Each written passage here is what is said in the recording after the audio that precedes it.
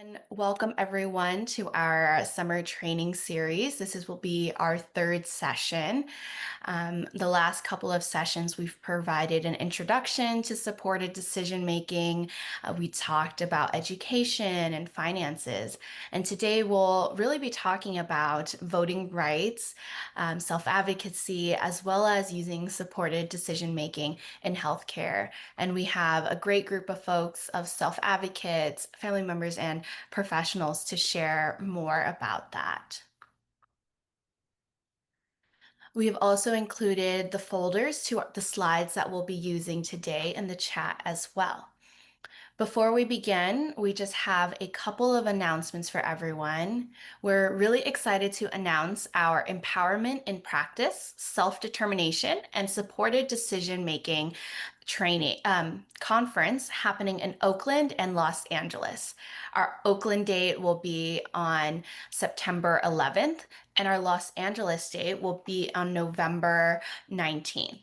And so we hope to see you there at our conference. We'll be able to talk more about supported decision making and self-determination. Other notes is that we have our Think Outside the Box training the fourth Wednesday of every month, and August's training will be on the spending plan. Other announcements include our ambassador program is now open for applications. So we've included the flyer in the chat below, and we hope to see you all apply to be a part of our ambassador program.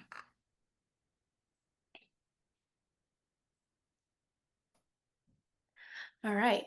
Well, thank you everyone for joining us. So we'll go ahead and get straight into our topics for today, starting out with voting rights and using supported decision making. I would love to introduce Jessie Toll to come on. And Jessie, maybe you can introduce yourself and then we can kind of talk more about voting rights and using supported decision making. Yeah. So hello everybody. My name is Jesse Pressman Toll. I've been attending these workshops for I want to say like a year about. And in terms of the voting rights, I've been voting since I was 18. I have a lot of experience in with the decision making. Before we get into the whole Q&A, my parents have helped me a lot in that regard. And yeah, I feel like we can jump right on in. Sounds good. Well, thank you for joining us today, Jesse.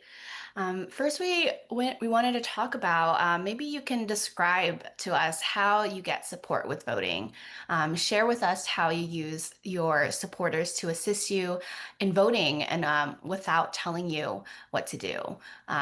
When we were talking, Jesse, you talked about how you're not conserved and you're able to express your voice. And one of the examples is through voting. So if you could share about that, that would be great. Yeah, thank you so much. So the way that I get that help from my parents is, well, not just from my parents, but also whenever we are receiving voter guides and the ballot, we're always looking up and researching the measures, the candidates that would then I'm that way I'm more informed. And then we're able to have discussions about our viewpoints of how we about how they want to vote, how I want to vote. And in that regard, we are able to oh yeah, we're also able to use our computers to look up the candidates and the measures so that we're able to understand what exactly we're voting for. And something that I have realized is that my parents tend to vote down the party line, whereas I like to evaluate each candidate and measure. Because again, it's really important to be able to understand who we're voting for so that we're able to best support ourselves on who represents us. Yeah. Another question we get asked a lot about folks that are practicing supported decision making, especially instead of conservatorship, right? It's Mhm. what happens when you disagree. And maybe you can share more about what happens when you disagree when making a decision in voting, but also in other areas as you practice supported decision making in other areas of your life as well. Yeah, so in terms of voting, we like to have a little bit of fun and crack jokes about it in that if, my parents, disagree with me on something, then it kind of goes, "Oh, well, we canceled each other out." And so it's okay to disagree. That's one of the beautiful things about voting is not everybody's gonna agree on certain points. And also, we come from different backgrounds too, in the sense that my parents are landlords, and so as somebody that is young and is trying to rent, I might not be on the same page in that regard. So so we like to hear each other's perspectives and point of view because sometimes even though we may disagree, sometimes we sway each other in our decision making on what we vote for. Yeah, I think that's completely right. Learning to hear each other's perspectives, and I think the bottom line really is knowing to respect your decisions, right, Jesse? Mhm, Knowing that even though you disagree, they are still your supporters at the end of the day, but they respect that you're in the driver's seat and you can make the decisions with their support. mhm, And then another big thing is support changes, right? As you get older. And that's one of the beauty of when we talk about supported decision making, in contrast to conservatorships. Conservatorships, as some of our speakers will share later on, can oftentimes it's very hard to change and oftentimes is a permanent decision. For supported decision making, you have the flexibility for it to change as your support needs changes. So, Jesse, how has the support you needed changed as you've gotten older? And how did you practice making decisions as a child to really build these skills, right? No one of us mhm. turns 18 and makes perfect decisions, right? So maybe you can give us some insight on to the folks here about how you can practice that at a younger age to build upon these skills. Yeah, absolutely. So a little fun fact about myself as a kid is that I had delayed speech. I went through occupational therapy, every kind of therapy that you can imagine to get to where I'm at now. But having gone through that process, I had to rely on my parents to advocate for my needs.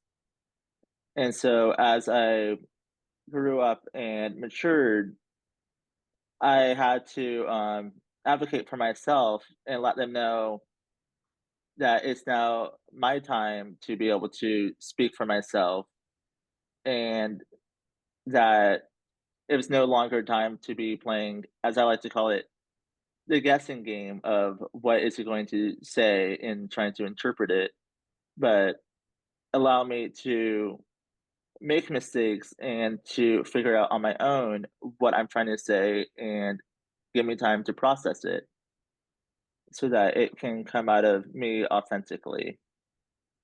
And so in terms of the voting how voting changed for me in terms of the support is that I started off more as a passive participant and just kind of voted with however my parents were voting. But then as I grew older, I wanted to gain more independence and do the research on my own and figure out what candidates would best support me and my own interests.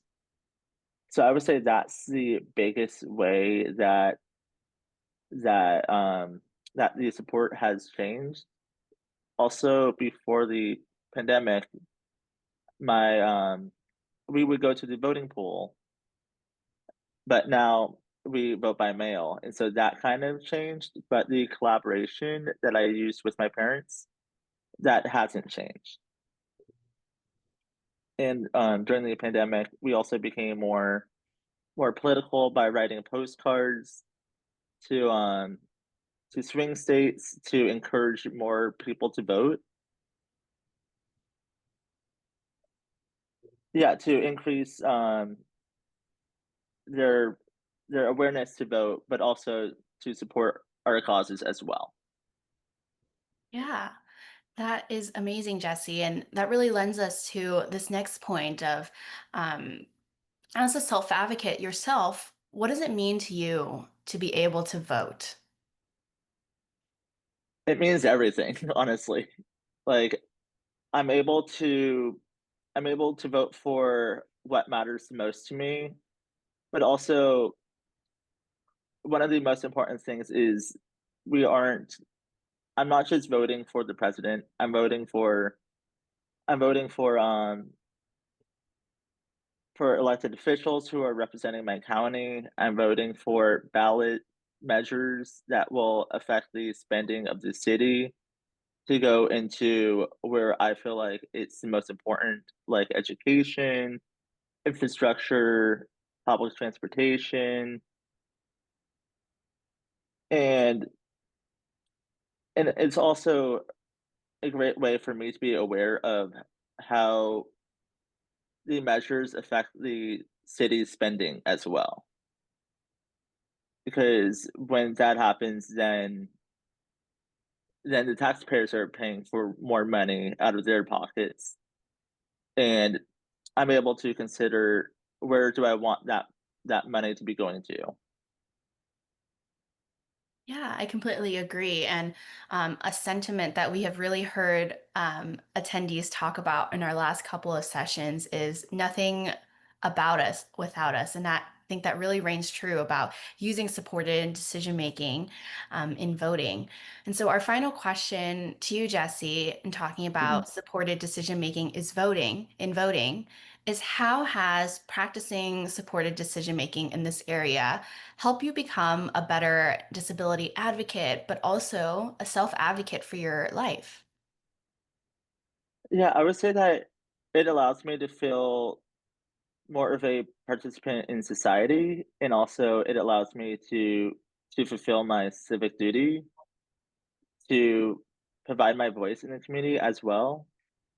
And also it gives me a much better understanding of how our community and society operate and runs, and I'm able to make a impact to better support myself and everyone else around me. Yeah.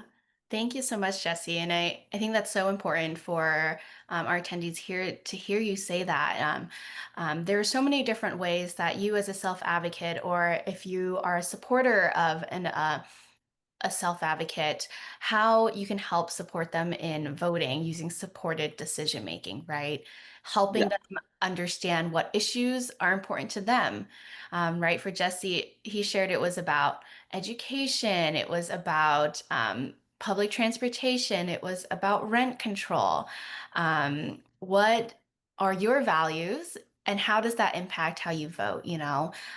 Helping you connect, like Jesse was sharing, connecting with your circle of support, asking questions, being open to all different views, and relating those issues to things on the ballot. I really wanted to thank Jesse for joining us on a conversation to share from the self advocate perspective, to talk about supported decision making in voting. Next, we would love to introduce Gabe Taylor from Disability Rights California to talk more about supported decision making as well as disability. Yeah, what is it? Your rights to vote, as well as other accessible options, and really getting involved there. So we'd love to introduce Gabe here. Yes, thank you so much, Vivian. I really appreciate it. And a lot of what you both just discussed and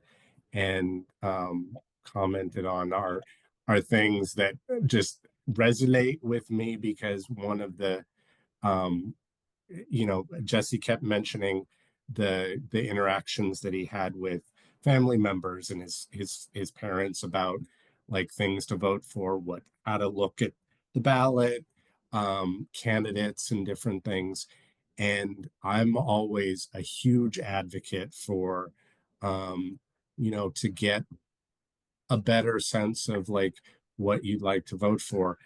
Talk to those folks in your family, talk to family members, friends, colleagues, coworkers, and get their opinions on things that you may want some more information about, whether it's a candidate or a ballot measure in particular. Those kinds of things are really really helpful to to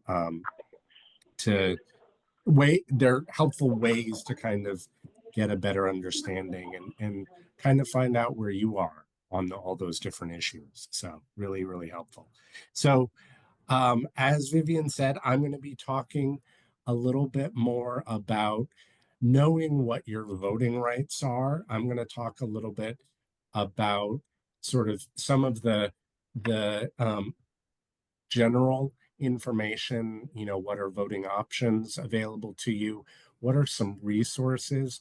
Jesse talked about, some ways to get more informed and educated on things on your ballot.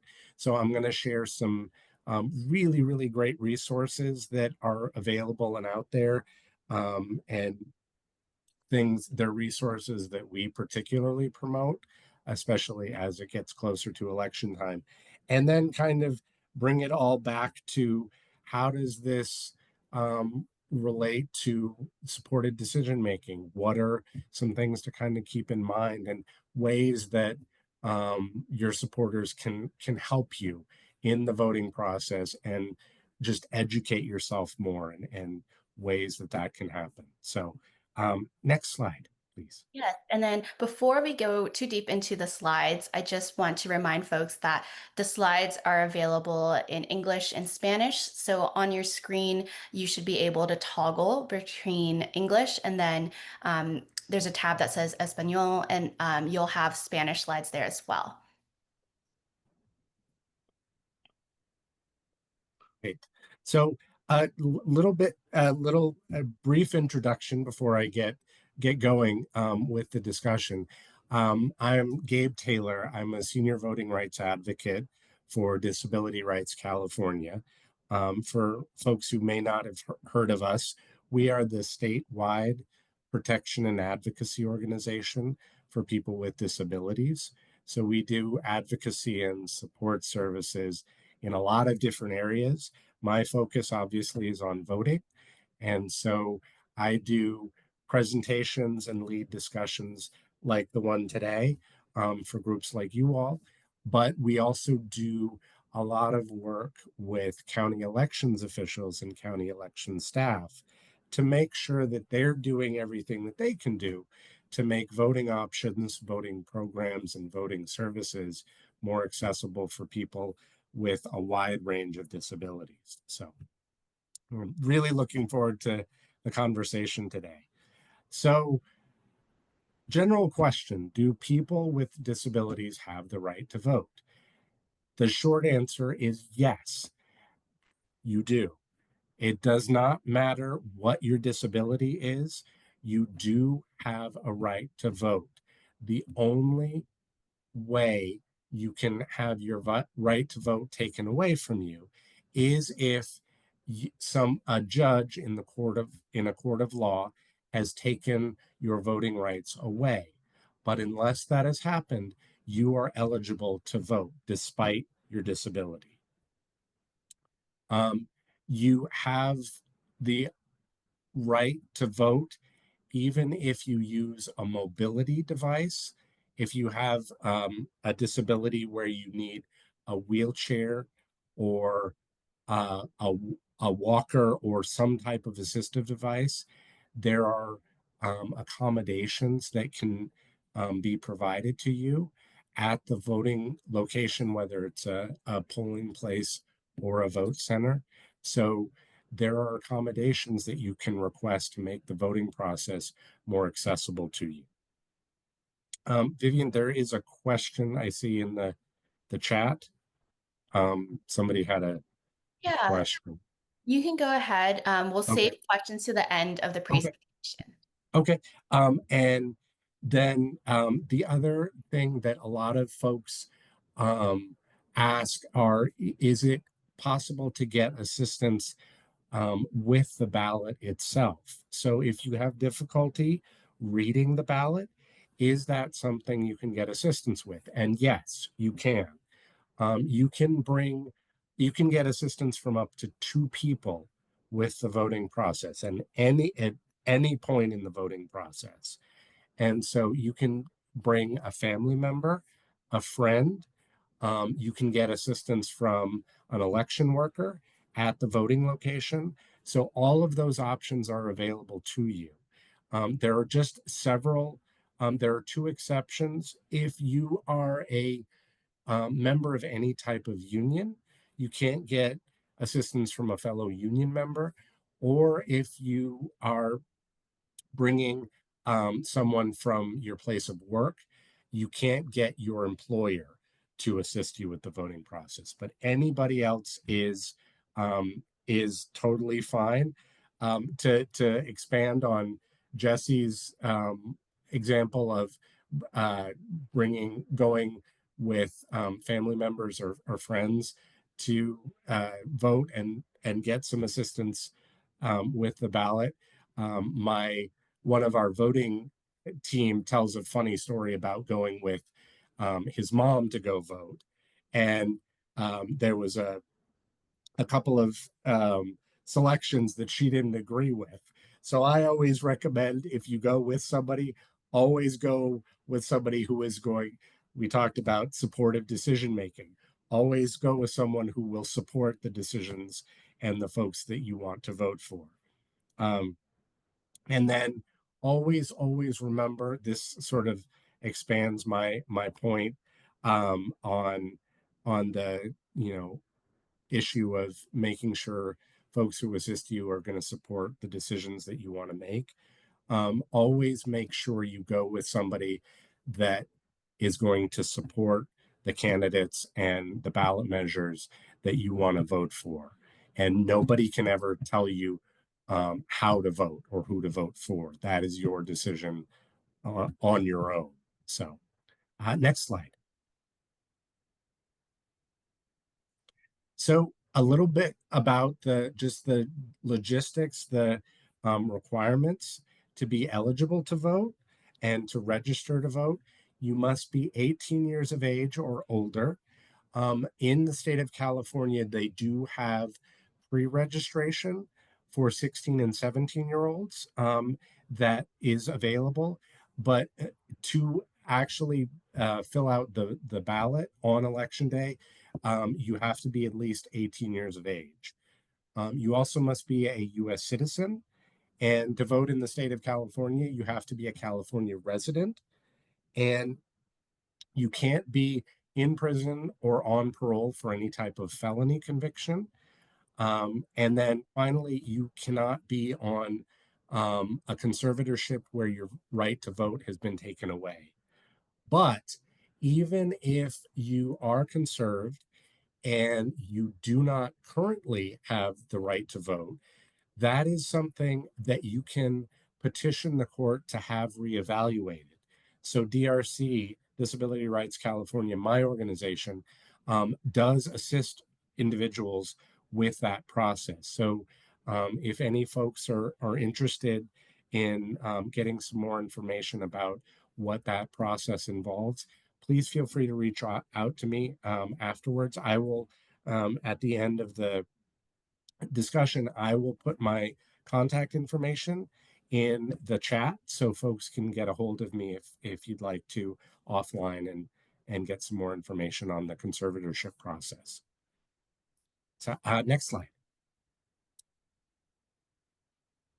So these are some places to get voter registration information, and also the to be able to register to vote. And so in addition to being able to go very conveniently to the California Secretary of State's website, you can go there if you have access to the internet and a computer. You can do that.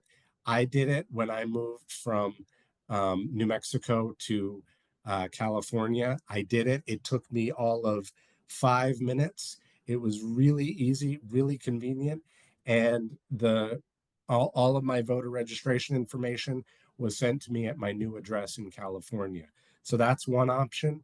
You can also go to the any local library, um, an independent living center. If you are a consumer at an independent living center in your county, they have voter registration cards and can assist you with the voter registration process. Um, Regional centers, those are a great option for you. Anytime you change your service with a regional center, always make sure if you either need to update information on your voter registration card or your voter registration status, um, or you'd like to change anything about that, you can always request to do that with your regional center. Post office is another option available to you. And finally, DRC, Disability Rights California, my organization does have voter registration cards, and we also assist with that process if you need any help with that process at any, or you have questions about that.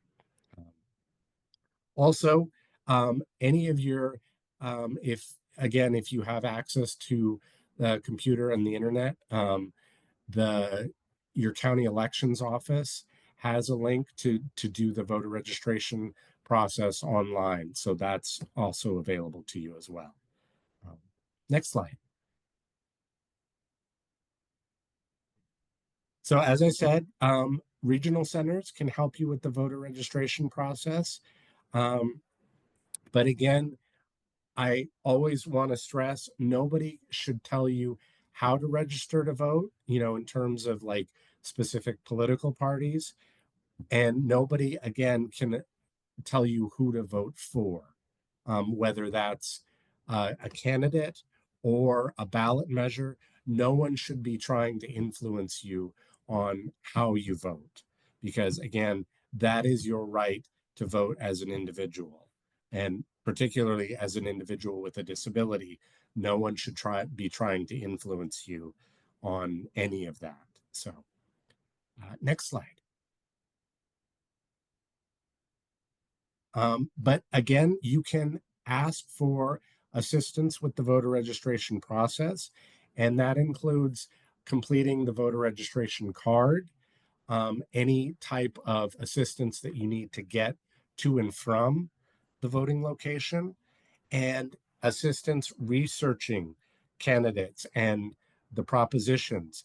I will talk a little bit more, a little bit later in the discussion about some really really awesome resources, but that is something that you can talk through if you want, some information or clarification um, on some of the candidates, maybe some positions that some of the candidates have, or the ballot measures. Because I will touch on this a little bit later on, but a lot of the difficulty with many of those ballot measures is sometimes it's hard to understand what it is you're actually voting for, because sometimes a yes vote means you're actually voting against something or a particular program or a service. So, but again, I will go into a little bit more of that in detail.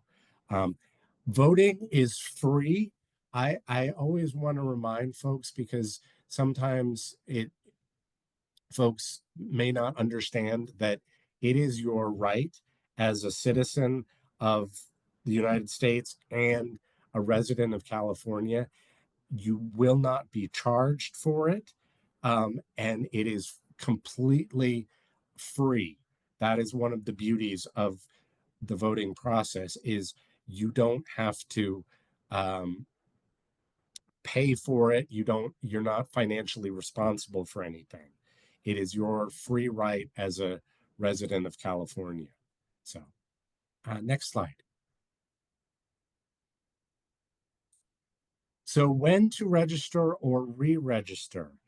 Um, in the state of California, the typical process is at least 15 days before an election, to make sure that you're registered, especially if you want to make sure that you're voting in the right location and that all of your voting information will get sent to you at your current mailing address.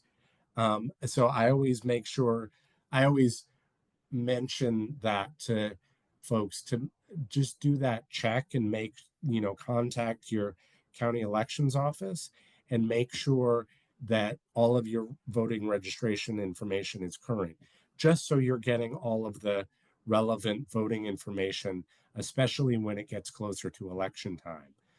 But in the state of California, one of the amazing things is something called same day conditional voter registration. So you can go to the voting location in person and update your registration information or register to vote for the very first time and still be able to vote that same day. Now, what it is called something different. So you will be filling out a conditional voter registration form, and then you will be able to complete what's called a provisional ballot. But once the voter registration form is processed and your ballot is processed, it will still be counted. So I remind people that even if you are not registered, even on election day, you still can go to vote in person that same day and register to vote that same day, and your vote will still be counted. So I always remind folks of that because a lot of times people will say to me, Gabe, you know, I I want to vote.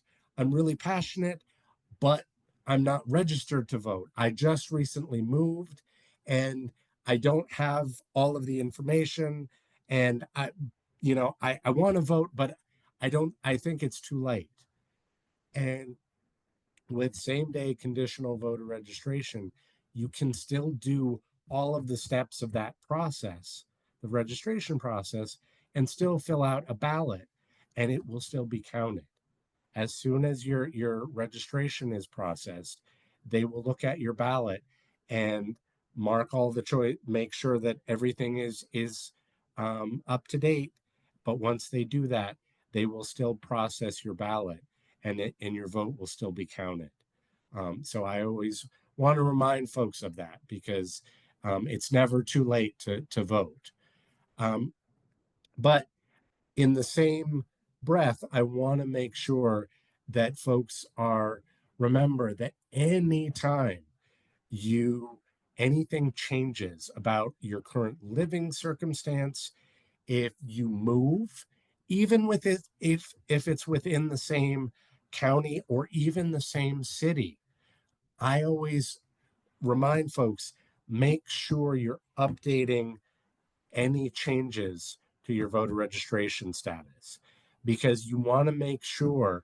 Jesse touched on this and Vivian touched on this earlier in their conversation that um, you know we talk you'll see a lot of folks talking about the importance of the bigger elections, the statewide elections and the national elections, but a lot of folks forget about how important the the smaller elections are, the local elections. And the local elections, whether it's city council or county board of supervisors, those are the elections that have more of an impact, an immediate impact on your day-to-day life. Those are the ones that impact you more directly. And so, and relate to services that are provided to you on a local level, whether it's paratransit services, whether it's supportive services. A lot of those things are decisions that are made on a local level. So make sure you're voting in as many elections as you're eligible to vote for, because a lot of times folks don't realize it, but those local elections have sometimes a bigger impact on your day-to-day life. So next slide. So why is voting important? Next slide. So these are things a lot of times folks will ask, like, why is voting important? I am one person, one voter. And I always remind folks somewhere there are there's a list of historic elections that have been decided by less than 250 people. So, that is like, you think about that in the grand picture, it doesn't feel like a whole lot of people, but you think about that in the context of for folks who maybe remember the 2000 election, and the I don't know if you remember all of the controversy that happened around hanging chads and um, pregnant chads, where folks were, a lot of the election workers in the state of Florida were going back through all of the ballots that had been cast and trying to figure out what had been voted on, whether this was a good ballot or a bad ballot. And that election, at the end of it, it ended up being decided by the Supreme Court, but it was hinging on a, a I think it was an estimated of 250 to 300 ballots. So when you think about that in the grand scheme of the big picture of big elections, that is a really small number of elections. So all of those things that we think about, you know, whether it's issues about affordable housing, transportation, more jobs, that's a big thing about trying to get folks, job growth and making more jobs available, especially for the disability community. And how do we incorporate more accessible jobs in in conversations about voting? More affordable college, because that's something that's um, affordable, accessible education. All of those things are issues that candidates are talking about and should be talking about. So those are topics that we can promote and put to candidates as things that they should be thinking about and talking about and considering when they're making their decisions on what they want to support as candidates, whether it's on a local level, state level, or a national level. So next slide. So how do we learn more about candidates? One of the things that we focus on is because there's oftentimes a disconnect and a division between voters from the disability community and um, and our local candidates. And so, how do we um, get more informed about that and making sure we have a better understanding about what our candidates support? So I always recommend to folks, you can have a legislative day with your local candidates and ask them to come and talk to any of your local groups or um, students or any of your organizations.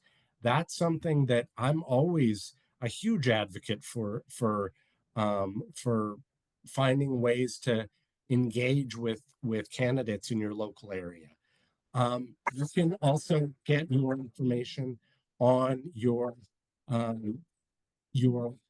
candidate records, your candidates' voting records, and how they voted in candidate elections. And so and then there are a lot of different resources. I'll touch on them in a little bit, but to get information on where your candidate stands on particular issues.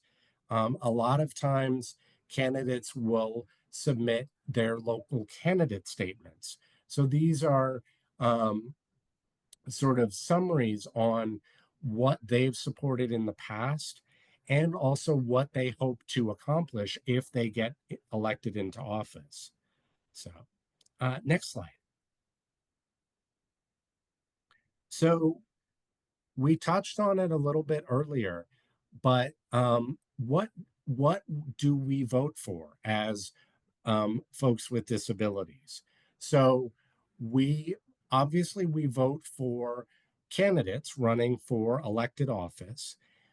We also vote for ballot measures. So ballot measures or propositions are programs or um, services that are fixing to make or change state or local laws. So a lot of times it's introducing funding for a particular program or introducing a legislation to um, to start a particular service in your local, state, or county governments. And so these are things that oftentimes will appear on the ballot. I always want to remind folks you don't have to vote for everything on your ballot. If any of you all, you know, if either family member or you yourself, as a voter with a disability, have voted in past elections, a lot of times the you'll you'll be voting on candidates, but then you'll have sometimes it's 2 or 3 pages of ballot measures or bond measures. A lot of times in the state of California, you'll be voting for bond measures. And oftentimes I've found myself not feeling comfortable about voting for or against a particular proposition or ballot measure. And so I often will leave that blank. And I encourage folks, unless you feel really confident or passionate about something, you don't have to vote for those things on your ballot that you don't feel comfortable about, or maybe you don't feel that you have enough information about that, whether it's a ballot measure or a candidate. That is totally fine to leave those contests blank. Your ballot will still be counted just like every other voter. So I want to remind folks of that because sometimes that gets forgotten. So just feel empowered with your vote and feel confident that you only have to vote for those things you feel comfortable voting for. Next slide. So, how can I get involved? I always am a huge advocate for getting folks involved. So, as Jesse was talking, I was thinking I need to get Jesse more involved with stuff that we do on a local and statewide level. And I've heard folks like Miguel talk before. I oh I've I'm trying to figure out ways to get folks more involved like Miguel, because I've heard some of the things that Miguel has said in previous conversations, and I really feel passionate that Miguel needs to be doing more of that on a bigger, more broader stage, because I wholly agree with many of the things that he said in the past. So that being said, there are many opportunities to get involved. Um, one of which is becoming a poll worker or a vote center worker ahead of the election, oftentimes several months before. Counties will start putting announcements out for vote center workers, folks interested in being a vote center worker or a poll worker. And I'm always a huge supporter of, if you're interested in elections and wanting to get involved, or you have an interest in um, any getting more information about what goes on behind the scenes during elections, contact your county elections office and say you want to get involved, or contact me. Like I said, I will provide my contact information after the discussion. If folks want to get involved, feel free to reach out to me. um, you can also organize a voter registration drive. There are many different local organizations that are already doing this. So if you want to get more information about maybe connecting with some of those local organizations, feel free to reach out to me offline, and I would be happy to put you in touch with those folks. And then finally, the other opportunity that's really awesome and great is counties. Many of them have what they call voting accessibility advisory committees.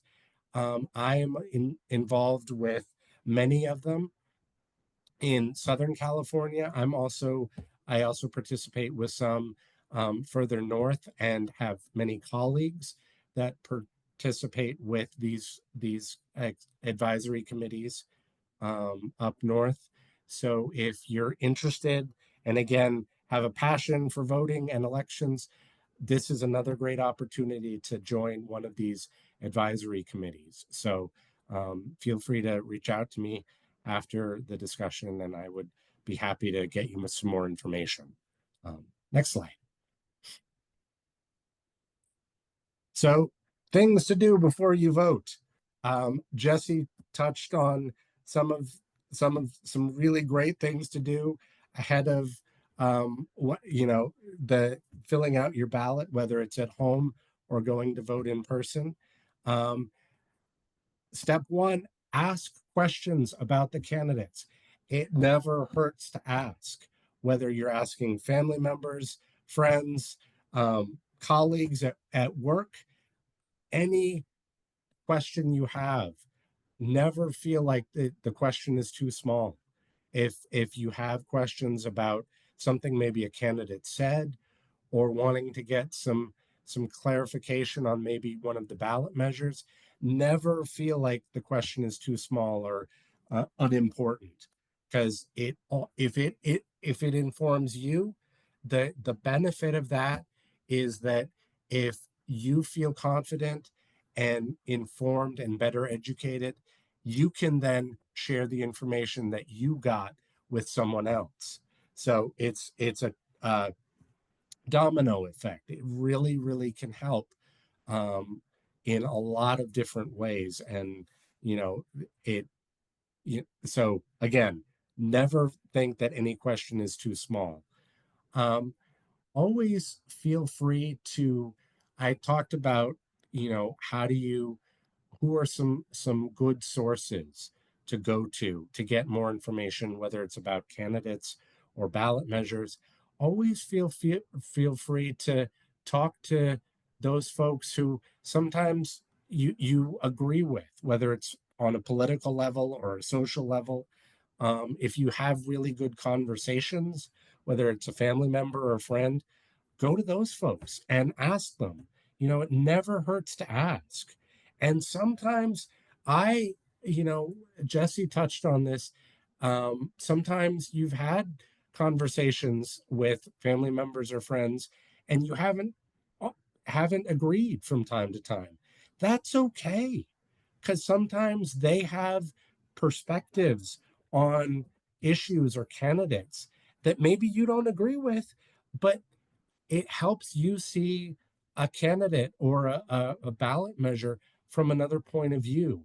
And that's sometimes really, really helpful, because you might walk away from that conversation thinking, I never looked at that particular candidate in that light. And I now feel a little bit more confident in who I want to vote for. Or maybe I'm thinking a little bit differently about that particular candidate.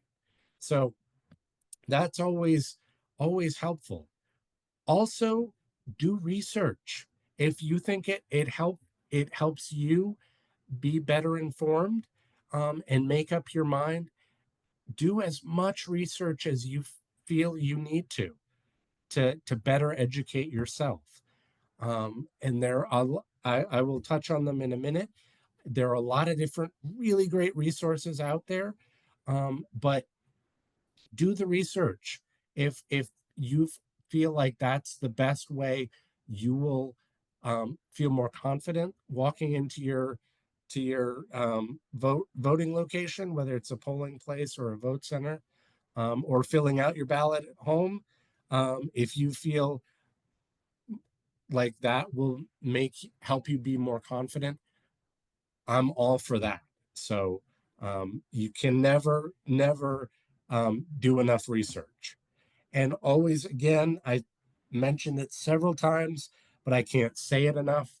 No one should ever tell you how you should vote or who you should vote for. That, as a eligible voter in the state of California, is your right. So always remember that. Next slide. So, what are your voting responsibilities? First, make sure you are a registered voter. So make sure you are registered to vote. But even if you are not, like I said, even if it's election day and you arrive at what you think is your local polling place or vote center, and they look up your name in the system and it doesn't have you registered, you can still register to vote that same day and still be able to vote all at the same time. So that is a worry that you should not have, but always make sure you double check that. Um, Knowing the issues, especially if you are wanting to vote on particular ballot measures, making sure you feel very informed about the issues, and you feel confident in the issues and feel confident in the candidates that you want to vote for. Also know what is being voted on, because a lot of times someone, and I've had this question um, posed to me, even the day before election day, they folks have contacted me and said, Gabe, I'm not sure what am I voting for tomorrow. I'm going to vote, but I want to make sure I know everything that I'm voting for.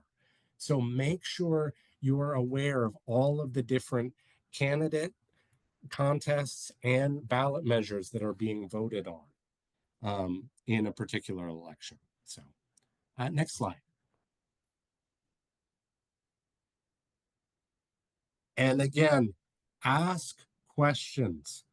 If you need help with any point of the voting process, whether it's the check-in process, whether it's the ballot marking process, whether you need any type of accommodation checking in, um, the county election staff in all counties throughout the state are trained to assist a voter, even if it's a voter with if you're a voter with a disability, they are trained to assist you. So never feel like you can't ask for assistance with any point in the voting process. Also, be a role model. I always am a huge advocate of going to vote in person. The amazing thing about being able to vote in the state of California is there are many options available to you at home. You can register. You can complete a vote by mail ballot. You can do what's called remote accessible vote by mail, and that is being able to use assistive devices on your home computer to mark and complete a ballot using your home computer and any assistive equipment through your own home computer. You can also do what's called curbside voting. And curbside voting is being able to go to your physical voting location and contact the election workers inside your voting location, and they will bring a ballot out to your car. So that is available to you. Um, so, or uh, if you enjoy going to vote, having your vote heard, being a visible presence in the voting process, I'm a huge advocate of that. I love going to vote in person. It it's kind of it gives me sort of a charge of a just of adrenaline, and being a visible presence in the voting process is important to me. So I always encourage folks, if you are able to go vote in person, do it, because I love being a part of that a visible part of that in-person process. um, you can also, I talked about sharing information and educating others about their voting rights. So help someone else learn how to vote. Get out and vote yourself. Encourage others to go vote with you. If you have that ability to get a group of folks together to go vote in person and make your voices heard together, go do that. Be a role model. Make sure you are advocating as much as you can for the voting rights of the disability community. Because the more we have our voice heard, the better and more accessible the voting process will be for all of us. Next slide. So, all registered voters in the state of California will receive a vote by mail ballot about a month before Election Day. So, that is already an option that will be available to you. If you want to complete your vote by mail ballot, make sure that it's postmarked on or before Election Day. Or if you want to drop it off and return it, make sure you drop it off at any of the Dropbox locations in your county, or at your county elections office in person on or before Election Day, and no later than 8 p.m. on Election Day. Next slide. So, supportive decision making. Jesse touched on this a little bit. And so I want to kind of talk through, how that process works, particularly as it relates to voting. So one of the things that we touched on a little bit is the ways that you can get assistance with the voting process, whether it's the voter registration process or the actual process of marking your ballot. So someone with an intellectual or developmental disability can choose a supporter as in the voting process. So that supporter can assist them with understanding election information. So that involves like understanding things in any of the election information that gets sent to you as a registered voter. But the voting decisions always should rest with the voter. So that includes how, who you're voting for on a ballot or any of the ballot measures. So again, no one, even your supporter, can tell you who you should vote for or what you should be voting on when it comes to ballot measures. So that is your decision alone. You can get support with that process in terms of understanding the candidates, understanding what they support, understanding the ballot measures. But when it comes to actually marking the ballot, that is the voter's decision and the voter's decision alone. Next slide. So these are some really, really amazing resources. So the DDS has some really great resources on their website available to you on voting options, voting resources, um, and voting information on a statewide level. Then our organization, Disability Rights California, has some really helpful resources available. We have an entire section on publications. So we have different voting topics that are included in our voting publications section. And these are really, really helpful resources, particularly as it gets closer to election time. It talks about knowing your voting rights.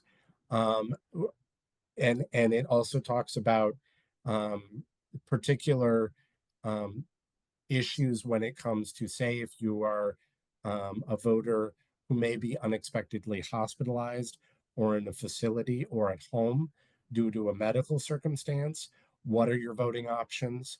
Um, Talks about if you are in a facility, what are your voting rights? What are your voting options if you are a voter with a disability who may be outside of your county? What are voting options that you have available to you? So a lot of different resources. Feel free also if you have questions or want any more information about the types of assistance that um, Disability Rights California provides individuals with disabilities when it comes to voting. Please feel free to reach out to me directly and I can assist you further. And then the Secretary of State's website is that link is available. It has a lot of really great information about not only um, statewide voting information, but also county specific information. Because depending on what county you live in, your voting options may be different and the voting period may be different. So it's really a great resource to go to get county specific information. And then this next link resource, I cannot promote enough. This is the Easy Voter Guide. I touched a little bit on the difficulty on how you get how you better understand the ballot measures, because like I said, sometimes when you're voting for a particular ballot measure, you're actually voting against something. So the Easy Voter Guide is a resource put out by the League of Women Voters, and it's a plain language resource that breaks down each of the ballot measures and has a really great plain language explanation and gives you some background on the ballot measure and then gives you a really great plain language explanation on if this passes, here's what will happen. If this doesn't pass, here's what will happen. And again, I can't promote it enough because, like I said, these ballot measures are oftentimes written on purpose to kind of be confusing. So the Easy Voter Guide is a really great way to kind of break down these ballot measures and get a better handle on what they're really about. And then this last resource is Vote 411. It used to be called Voters Edge California, but they rebranded it, and now it's called Vote 411. And this is a great resource to get um, information on local candidates and local contests. And so any of the local contests like County Board of Supervisors, city council members, mayoral elections. Um, the website has a really awesome feature where it allows local candidates to upload candidate statements. So this is a really helpful way to get about better sense of some background information and kind of get a better idea of what these candidates are really supporting and what they hope to accomplish if they get elected. So next slide. Hi, Gabe. So our next slide is just encouraging folks to go Yes, vote. go vote. And yeah, thank Yes. you so much, Gabe, for joining us and giving us such an amazing presentation about all of our voting rights.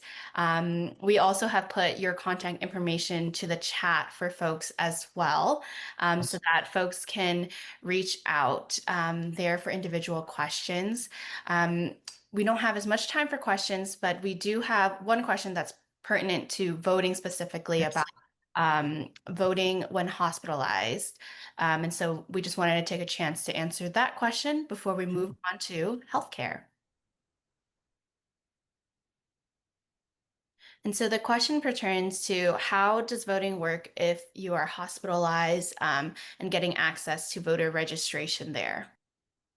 So, like I said, there is, depending on what county the voter lives in, and like where they have their physical address, whether they're in a facility for a longer period, they can register to vote in that county that they are physically located, and the registration process can happen online. Um, there's an electronic voter registration form that's available through either the Secretary of State's website or the county elections website specifically. So either option is usually available, and then they can, once they register, they can have the information sent to them at their physical address at their hospital.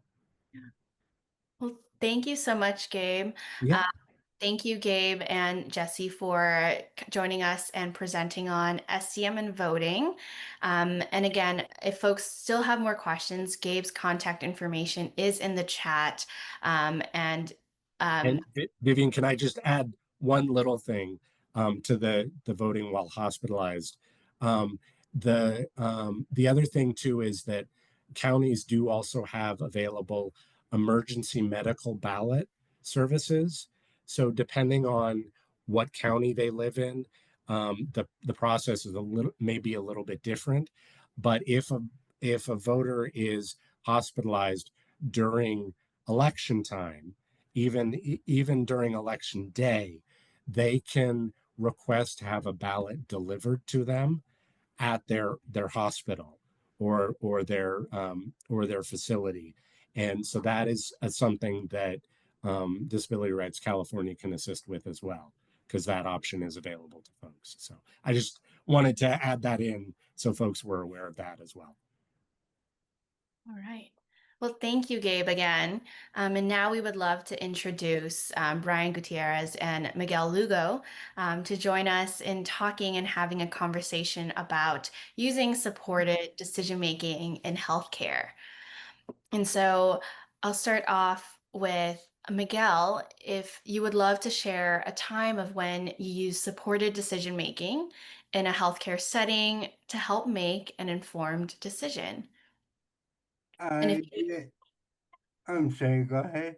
and I was going to say, and if you could introduce yourselves to all of us as well. Yes, I can. Thank you very much, Vivian. Hi, everyone. My name is Miguel Lugo, and I am the outreach specialist for DBU. Um, Great to see you, Gabe, and I did make a note to reach out to you, so let's connect. A time that I used supported decision making in my healthcare. Wow, it's been many, many times, but one time that stands out the most is a time that I went to go see a specialist that I had not seen before. So I was new to him, he was new to me, and long story short, he recommended that I get an MRI done. I had no idea what consisted of getting an MRI. So as we all know, we had to get authorization, which takes forever. Finally, I get my authorization and make my MRI appointment. I arrived to the appointment, and as I'm getting ready to get my MRI done, the tech lets me know that I will have to stay still, completely still, for 30 minutes. Yes, I have cerebral palsy. And just in case you're wondering, yeah, that's not gonna happen ever. Not ever, not for $1 million. Believe me, I wish.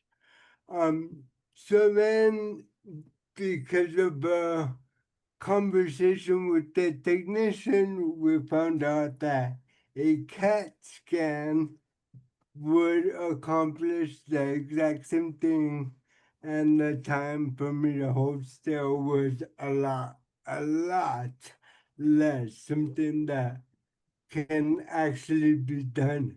So that was a conversation that should have happened right when the MRI was recommended or brought up. That would have saved me literally months in the authorizations. So that was one of the many times that supported decision making helped. And I learned, after that event, I spoke to my staff and we agreed that we need to talk over anything that's being medically recommended. Or I should say, ask more questions as to what that procedure consists of and what is it going to require physically from me. Yeah, thank you, Miguel, for sharing that. I think that really highlights the importance of communication between you, your supporters, and your providers, and how all of that is critical to accessing healthcare and to make sure your providers know what your support needs, what your physical accessibility needs are, in order for you to make an informed decision. Our next question is to Brian, and if you can introduce yourself when as you answer it as well, is how do your supporters help you make your healthcare decisions without making the decision for you? And how did that support you need in making those decisions kind of change as you grow older? Yes, thank you so much, Vivian. Well, such an honor to be here with every one of you today. Thank you for being with us today. My name is Brian Gutierrez. I serve as the project manager for the Outreach and Leadership Training here at DVU. I do want to say that supporters do play a key role in helping me make important healthcare decisions. But the most important part is that they respect your right to decide how your care would look like, right? For example, my mom often helps me uh, support my decisions by attending appointments. She listens, she takes notes, she allows me to process what the doctors are saying. Sometimes she'll ask questions that I might not think of in the moment, and she'll have me sort through the options later, but I still get to make the final decision of what my care would look like. What makes her support so meaningful is that she never pressures me into choosing one thing or another. Instead, she gives me the space and the time to share how I feel, reminds me of my rights, but also encourages me to speak up, especially when my doctor may have a different opinion regarding my treatment plan. But I always say that as self advocates with little experiences, we are the experts of our own bodies. We know our bodies more than anyone else. And so supported decision making helps me feel seen, heard, respected, while still being control of my own decisions related to healthcare. And as I got older, I realized that SDM is a really powerful tool that I can use to advocate for my healthcare needs, especially when I come across a doctor who may not fully understand my disability, who may not fully understand my lived experiences. So SDM for me has played a critical role in terms of advocating for my own healthcare needs when meeting with doctors or different specialists. They might who may not fully understand my healthcare needs related to my disability. Thank you for sharing that, Brian. And it's so important how critical it is to have that circle of support there for you to make those decisions for you. And so, our last question to both of you is how did you? I know, Brian, you shared some tools that your family used, but maybe sharing some tools families can use to help prepare their child to use supported decision making at a young age, as well as sharing again on the impact of how supported decision making makes you a better advocate for your life in healthcare and beyond as well. Yes, I think I can go first. Yes, absolutely. I do want to say that clear, respectful communication is really key to making sure that I get the full healthcare that I truly need. I always like to research many different doctors to make sure that they have a good understanding of my disability. My disability is spina bifida, which requires to see many specialized doctors on a long-term care basis. So I have to make sure that the doctors that I'm seeing um, have a full understanding what spina bifida really is, because that could look like very different for everyone who has spina bifida. And so my lived experiences may look different from someone else who may have a spina bifida, but share different experiences or backgrounds. So I like to do a lot of research when it comes to like advocating for my own needs or my healthcare in this case, to make sure that doctors really understand what spina bifida really is, but also really take the time to really to listen to me, my lived experiences as a person with a disability. I also like to ask questions too when I'm with the doctor, especially with someone that I haven't met before. I like to ask questions like how well do they know about spina bifida? Have they seen patients with spina bifida before? Right. So these questions I like to ask really gives me a basic foundation or idea to see if I feel like very comfortable to see this doctor on not just on a short-term basis, but also a long-term basis as well. And I actually go over this with my mom too, to make sure that this doctor really is competent, but also really attentive to my needs as a person with a disability. So my mom, who is my supporter, she walks me through every process with my healthcare. choosing the right doctors, choosing the right treatment options. But at the end of the day, I get to make the final decisions for myself related to my healthcare needs. And for myself, I like to ask a lot of questions. Not only that, but whenever I'm going to a doctor's appointment, I also talk to my staff. I have one staff person that I trust with well, I trust my different staff with different aspects of my life. So with the staff that I trust my medical aspect with, I let them know what my goal is. So what kinds of questions I need to ask. About 5 years ago, I suffered a series of 3 strokes.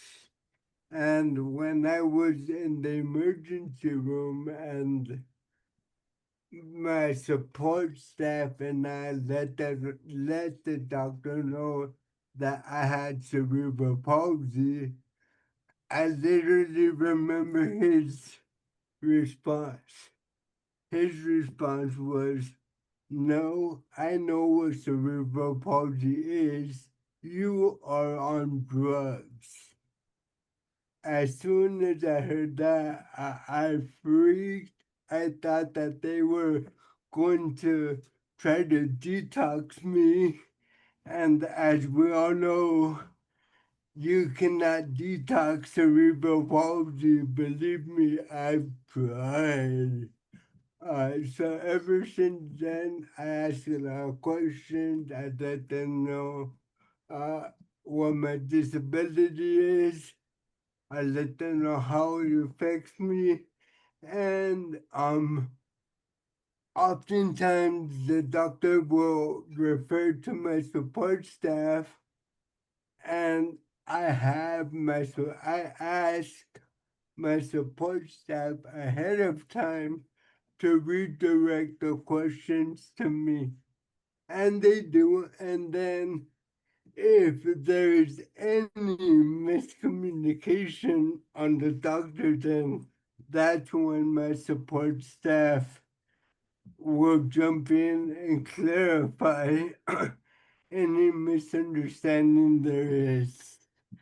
Yeah, I do not want them trying to detox my CP. I mean, come on, my comedy career would be over without my cerebral palsy. But yeah, that's. I hope I answered the question, Vivian. Yeah, that's great. Thank you to both Brian and Miguel to being here and sharing your experience about using supported decision making in healthcare when making tough decisions, when making decisions in an emergency situation, and how important it is to have that circle of support there to help you. Next, I would love to introduce Dr. Linda Deemer to talk more about supported decision making in healthcare.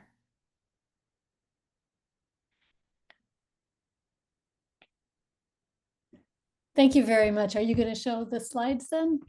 Yes, we're going to share the slides. And again, the slides will be available in Spanish and English for folks to toggle between. Thank you so much, Vivian. It's great to see all that you've done since we first met. And I really enjoyed hearing Brian and especially Miguel's story. And it's great to see you again, Brian. So in healthcare, as you can get the impression from Miguel and Brian, there are many doctors that have no background in disabilities, and serious problems can arise. And so it's important to know these things. Next slide. So you and your family members may be under pressure to enter conservatorship. And this might come from your regional center, from your doctor, your therapist, your school, especially a bank, any of these kinds of groups may advise this, even an attorney. And they often do not know about the risks. You and your family might be told that they cannot participate in your meetings, such as IEPs, IPPs, and IDPs, and all those sorts of things, if they don't have conservatorship. And that's not correct. There are many ways for family members to participate. And the schools aren't aware of the risks. Some of the risks are that it removes all rights, all human rights.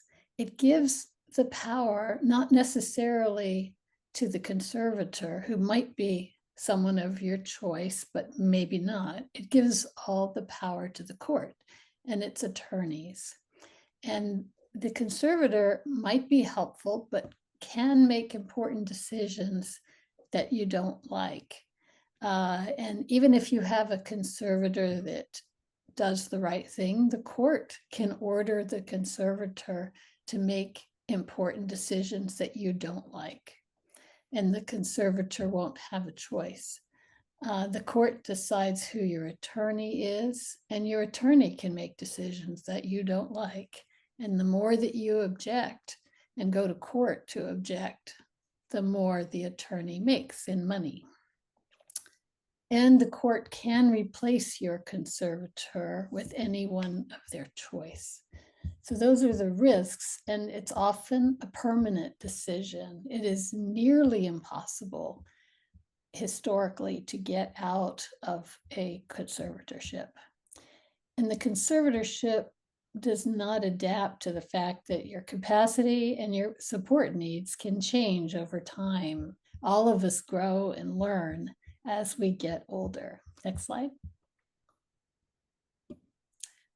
So supported decision-making, as you know, allows you to choose supporters to help make health decisions.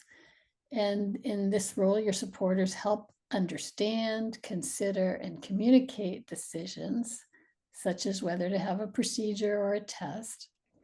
And the great thing is that you have the flexibility to change your supporters and to change your mind and change your decision, and the decision is up to you. There are formal documents that you and your family can create to help with supported decision making. You can provide a release of information that your healthcare provider can give you the form, and this can allow you to release your medical records to your family members or whoever your supporters are. When I say family members, that might include friends, whoever you want as supporters, advisors.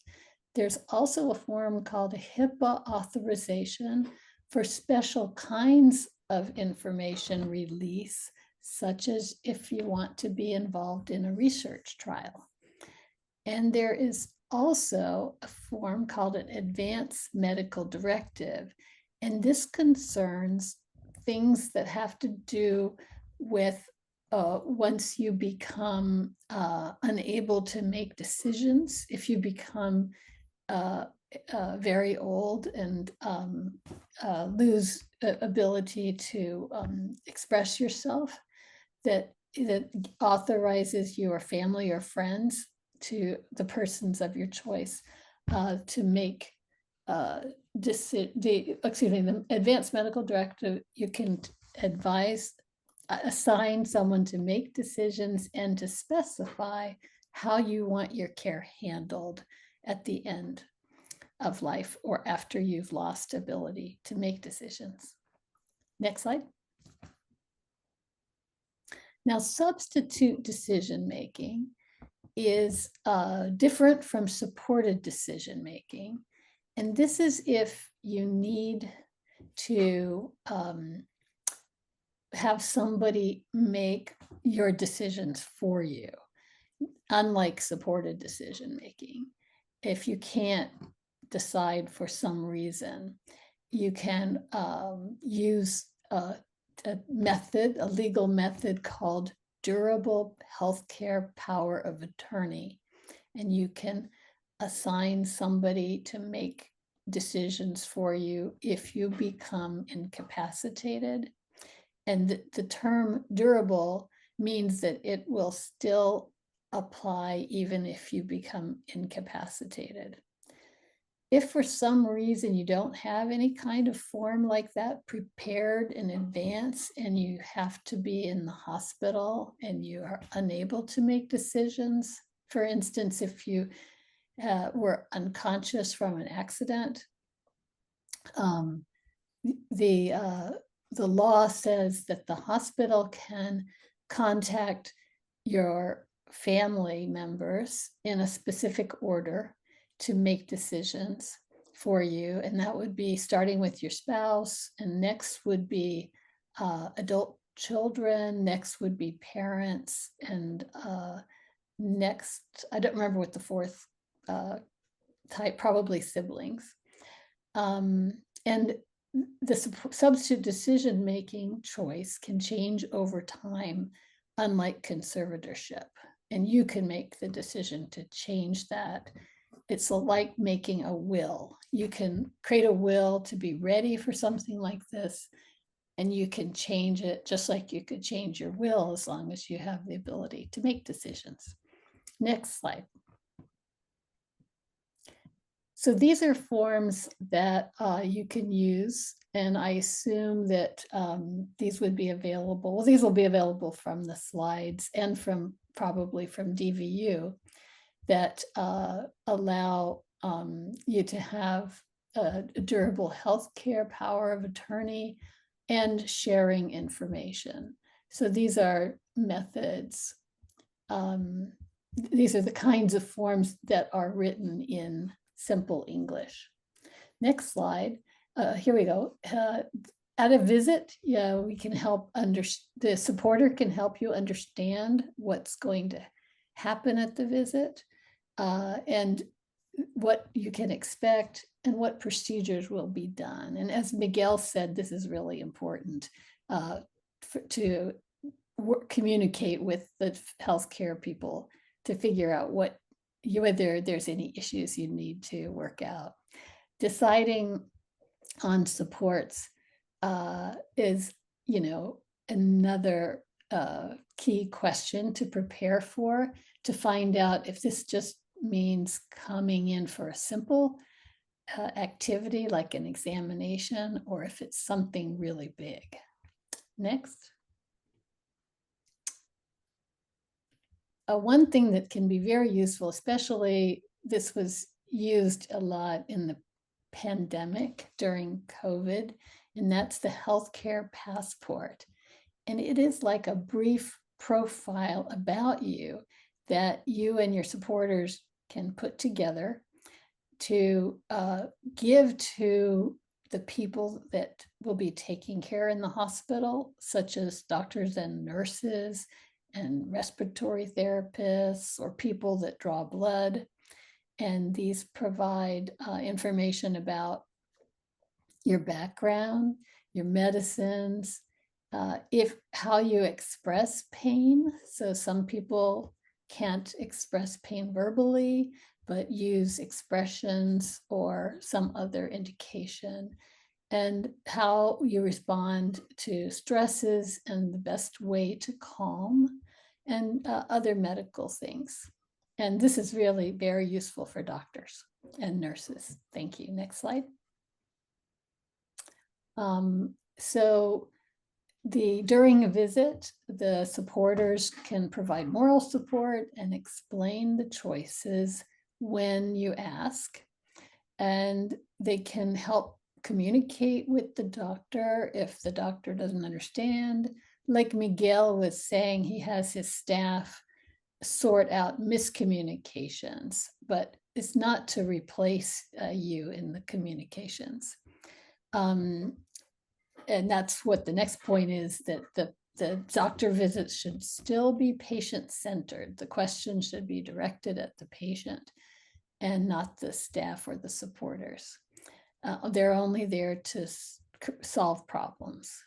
And it's important for there to be time to understand decisions.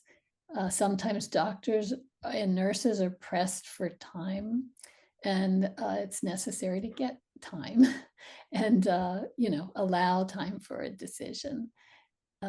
Okay, next slide. These are some tools that you may use for communication. These are the kinds of tools that you might already use for communication.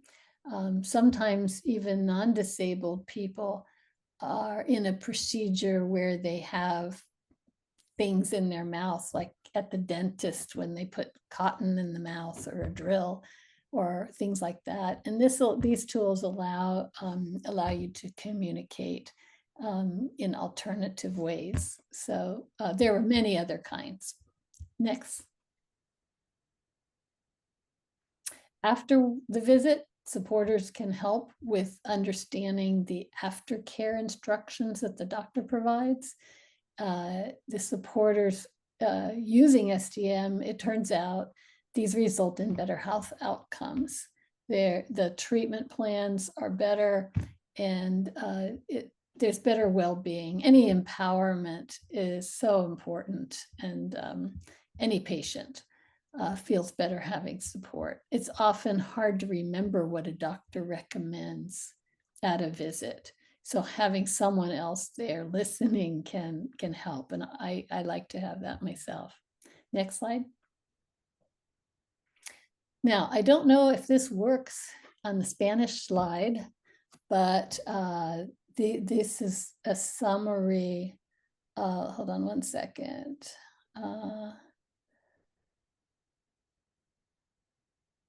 Okay, so you can use each of the letters of support to specify what the doctors and nurses are supposed to do. They are supposed to seek information, use the supporters that are chosen by the patient, presume competence, provide accommodations, obtain permission, role play with visuals, and train others.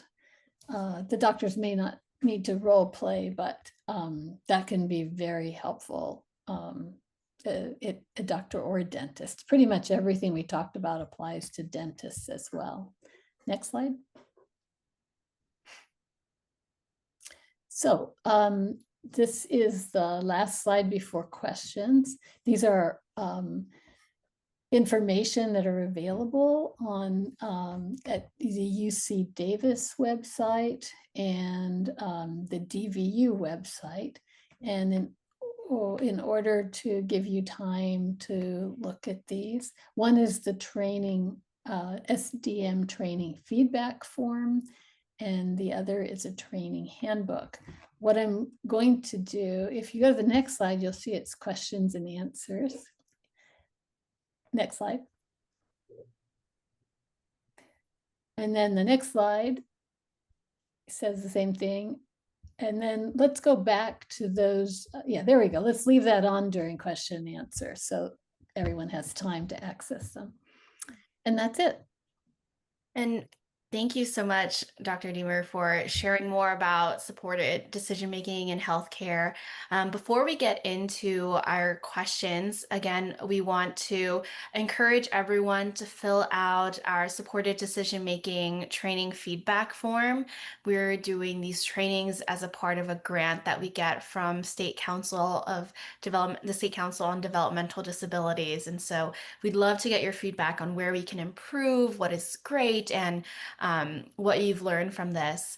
And then we also have our supported decision-making training handbook, and that has all of the forms that Dr. Deemer talked about earlier. It's a link to the healthcare passport, as well as providing the durable healthcare power of attorney, HIPAA authorizations, and all of that will be in our handbook as well. And so all of the links are in the chat as well. And so now we would love to open it up for questions for folks. We have until about 6:25 to 6:30 to answer any questions. And I believe Gabe and Jesse are both still here too. So if there are any questions about voting still that didn't get answered earlier, we'll go ahead and go there. And all of the links will be emailed to folks after following our training as well. And just to answer, Emma just asked, do forms need to be notarized, filed with the court, copies for doctors? So depending on what form you use, some do need to be notarized, or they can be signed by witnesses that aren't the supporters. So 2 extra witnesses. And at the bottom of the forms, it'll specify exactly what needs to be done, what lines of the signature needs to be done in front of a notary. And it's always important to have those copies for doctors as well. I know some folks, some families have like a binder, right? And it's all the go-to information about what their healthcare needs are. That includes their passport and things as well. And we can go ahead and go to Jacqueline for the first question.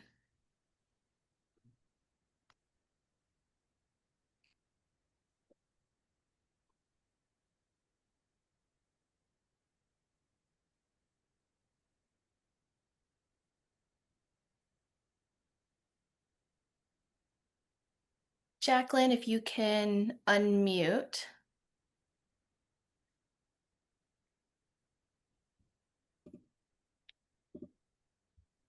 All right. If Jacqueline can't unmute just yet, I know folks also asked, is there any help to reverse conservatorships?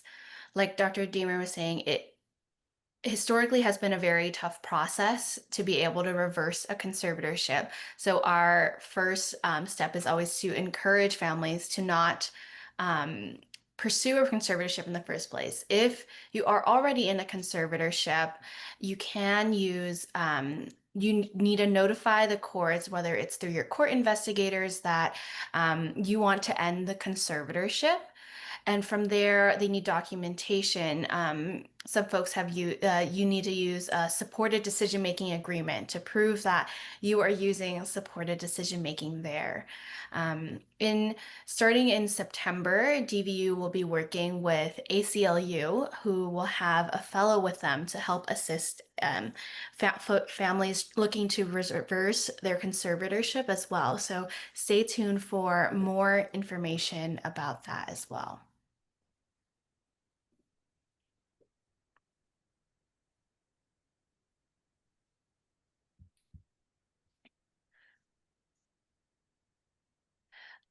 We see a question here from Leslie. The difficulty we have with self-determination is having parents help with insurance, pharmacies, paperwork, which doesn't really involve any decision-making, but it's the nitty-gritty of what needs to be taken care of that my son needs help with.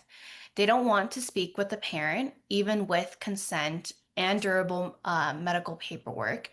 And they say, my doctor thinks that I can't make a decision. So they want the doctor to be involved in the paperwork. What is the best way to get around this? Okay, this is a very good and important question. The informed consent in particular is a major place where you can be funneled into conservatorship, that in order to get a procedure that you need, a doctor may insist on this. And so that is part of it. Now, I'm having trouble understanding the very last part that says medical paperwork says if my doctor thinks I can't make a decision. So they want the doctor to be, let's see, they don't want to speak with the parent, even with consent and durable medical paperwork. Says my doctor thinks I can't make a decision, so they want the doctor to be involved in the paperwork. What's the best way to get out of this? And I'm not sure what that means to have the doctor involved in the paperwork. Maybe Vivian, you could help. But I think that the doctor should honor the honor the medical, let's see, they don't want to speak with the parent. Well, that is a tough one. I'm not sure if there's a problem having the doctor involved in the paperwork, or if there could be some additional explanation, that would really help. I know, I know Yeah. one part for having family members involved is with the supported decision-making law that was passed in 2022, third parties, including doctors' offices, can't deny when a self-advocate requests to have a supporter present in their meetings. And so we'll share in the chat a card that may help. It summarizes what the law is, as well as provides a link to providers to know your rights, that you have the right to have a supporter with you. For healthcare, it might require a couple more steps, right? It might require having that paperwork on file, whether it's you want to be involved in email communications with the doctor outside of it as well. But they legally cannot deny you having a supporter present with you. Great, thanks, Vivian. Appreciate the help. Kaylee also posted in chat a document that is the supported decision-making card. I would also mention that the new law makes it a bit easier makes somewhat easier to get out of a conservatorship, though that's theoretical at this point. But it probably will help. But I wouldn't be, counting on that at this point. Other questions? We have a question for Gabe. If you are disabled and you want to be involved with jury duty, can you get help with supported decision making to still take part about jury duty? As far as I know, yes, that there are accommodations that you can request for that process, and also to, I mean, a lot of folks are, I know, because it's a question that we get a lot, that a lot of folks are worried about their family member registering to vote, because if you register to vote, that opens you up to the pool of jury duty selection. And so, but there are ways of to sort of navigate the jury selection process, to where if you don't feel comfortable taking part in it, you can get an excuse for jury duty. And so there are ways to handle that too as well. Thank you for that, Gabe.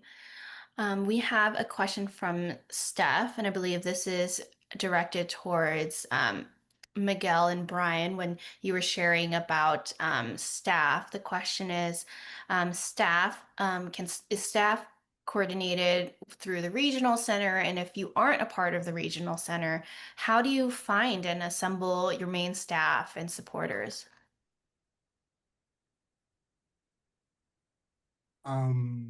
I guess I'll go first.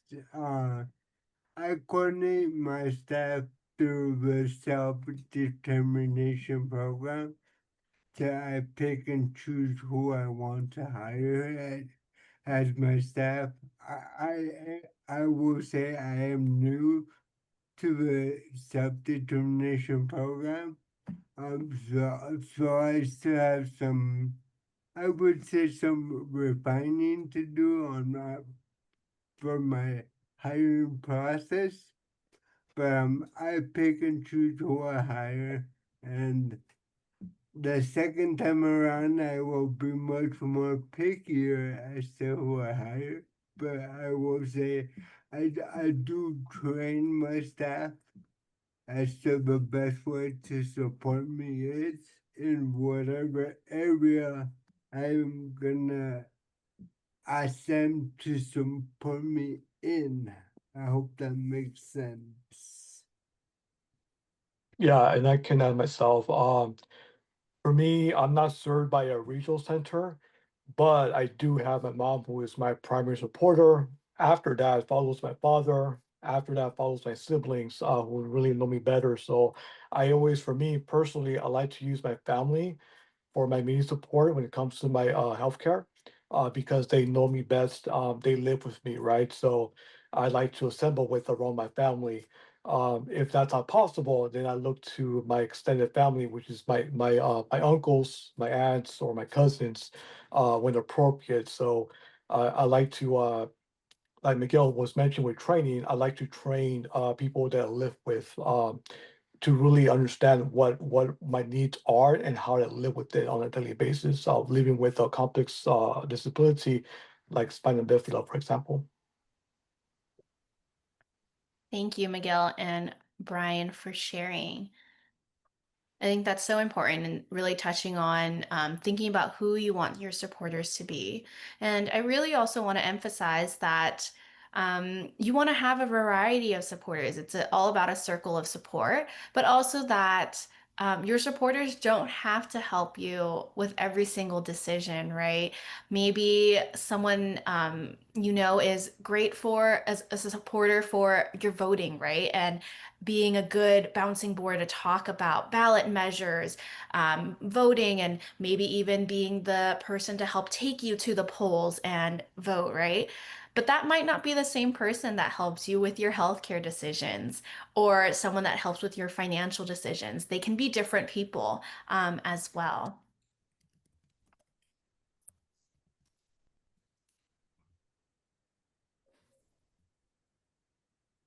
Just want to please feel free to keep typing any questions folks may have in the chat or raising your hand as well. I do want to remind folks that next week we are going to be having our last session for our supported decision-making summer training series. And that will consist of a panel of self-advocates and family members and supporters to share about their experience and really provide a place for people to ask questions about how you use supported decision making practically in life.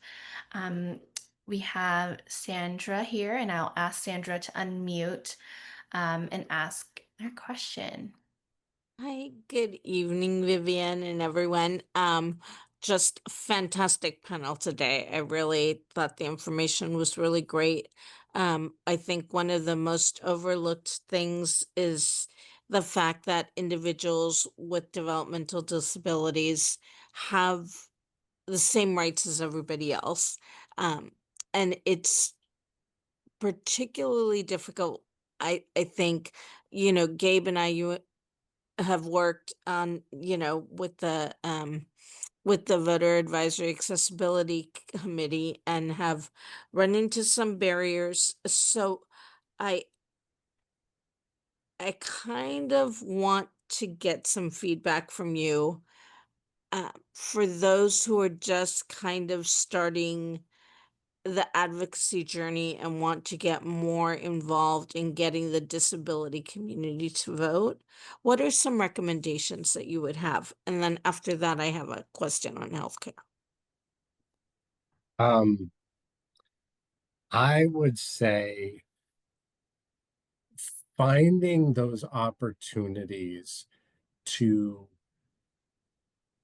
create conversations between not only within community groups and organizations, but also finding ways to kind of connect different organizations and and find opportunities because Sandra, you and I have seen that county elections folks would love the opportunities to go out and connect with community groups and different um, voting populations. And so finding those opportunities where um, that divide can be broken down. And like, even if it's just getting a few county elections folks to come and talk to a local community group of advocates, or uh, open house event of some kind, but have it be an opportunity where they can be a part of the conversation, and also break down some of those misconceptions of, oh, they're official government workers. We can't talk to them because they're they're in a different, community bracket than we are. And that's not true. They're doing the work to support all of us in the community. And so, and many of them are looking for those opportunities. So just finding those groups that are interested, and finding those opportunities where you can come to meet each other, I think is probably the best starting point. Thank you. Thanks, Gabe. I appreciate that. And then I do have a question for you, Dr. Oh, Demmer. Sorry, I don't have my reading glasses on. The writing is very small. One of the things that we are working on over at the you said at CHLA is really looking at training of medical professionals and their interactions with people with developmental disabilities. This is something that I have been advocating for at the American Public Health Association since the early 2000s. And I'm so glad we're finally starting to move in that direction. Because I think it saddens me. I know people who've gone to medical school, who teach in medical schools, that are like getting maybe one lecture in one class Right. in, you know, Oh, in yes. their But we entire need medical school career. right, we need to join forces. Yes. Oh, well, it sounds good. We will definitely do that. And one of the things I do notice is I met a new specialist today, actually, and he was very different than most specialists I meet. He listened more than he spoke, and he asked me to really just describe the things that I'm talking about, not just use terminology that I've learned over the years to use when talking to doctors. But I find that most medical professionals don't do that. And I find that, like you said, there's a lot that gets lost in translation.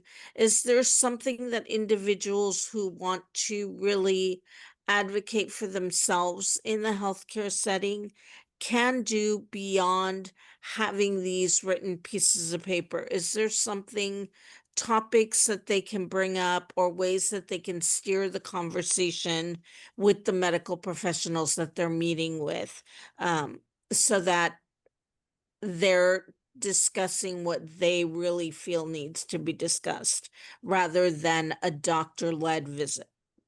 Oh, yes, that's really important. You bring up many thoughts. And I think we're just about out of time, but I'm at UCLA, and there is Alice Quo runs a center for patients with developmental disabilities. But of course, she can't train all of the specialists. But she has, and I have been working to get the curriculum to include much more. In the past, the only thing they had about developmental disabilities was a talk on the genetics, which was, in my view, pathetic concept. So it is a work in progress. I've been advocating as well. To try to answer your question, I think that in introducing first introducing themselves at the visit and saying they would like to steer the discussion. The truth is that even non-disabled patients have a very difficult time steering the conversation because it's the computers that run the meetings. The doctors have to answer the questions in the computer in the order that they come up. And so that's created a very difficult problem for all patients.